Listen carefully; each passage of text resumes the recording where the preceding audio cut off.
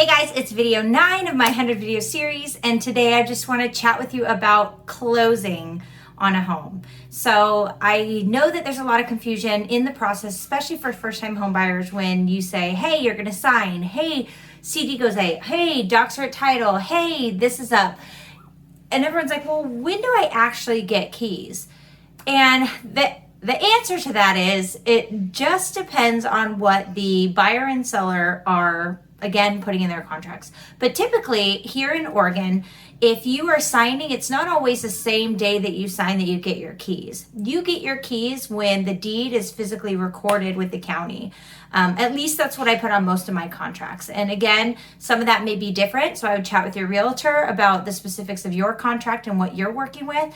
But in most cases here in Oregon, the one in Washington, as soon as the deed is recorded with the county, then that house is now in your name and you officially get the keys.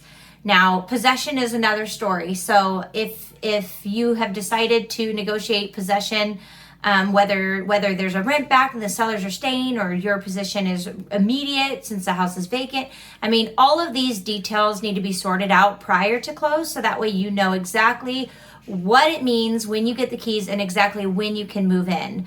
The hardest part about buying a house and then trying to plan ahead is that the title company typically here in Oregon or Washington, and with what I normally deal with, the title company usually cannot schedule signings until they physically receive the docs from the lender.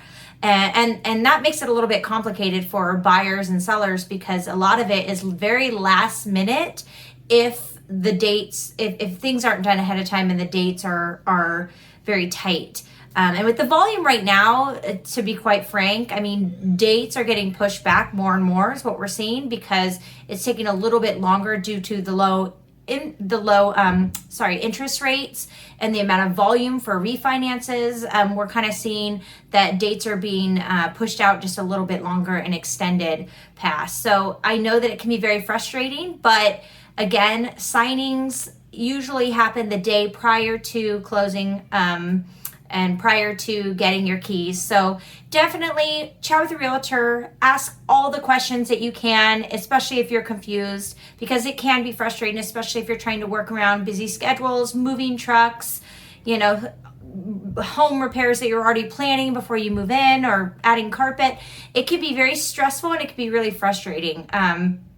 So make sure you're chatting closely with your realtor about these deadlines, and then just know there's a lot of things going on behind the scenes to get you to your closing table and to get you your keys at the end of the day. So go ahead and make sure you're chatting with your realtor about all these things, and just know that the official closing is typically when the house gets recorded with the county and it is in your name.